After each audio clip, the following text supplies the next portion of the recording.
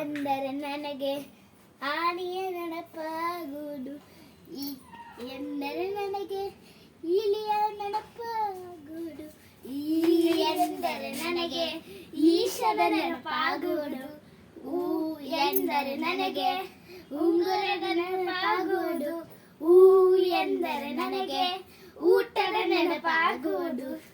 ರು ಎಂದರೆ ನನಗೆ ಋಷಿಯ ನೆನಪಾಗುವುದು. ಎ ಎಂದರೆ ನನಗೆ ಎಲೆಯ ನೆನಪಾಗುವುದು. ಎ ಎಂದರೆ ನನಗೆ ಏಣಿಯ ನೆನಪಾಗುವುದು.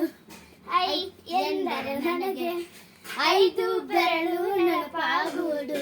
ಓ ಎಂದರೆ ನನಗೆ ಒಂಟೆಯ ನೆನಪಾಗುವುದು. ಓ ಎಂದರೆ ನನಗೆ ಓದುವ ನೆನಪಾಗುವುದು. ಔ ಎಂದರೆ ನನಗೆ ಔಷಧದ ನೆನಪಾಗುವುದು. ಅಂ ಎಂದರೆ ನನಗೆ ಅಂಗಿಯ ನೆನಪಾಗುವುದು. ಆಹಾ ಎಂದರೆ ನನಗೆ ಖುಷಿಯಾಗುವುದು. ಧನ್ಯವಾದಗಳು.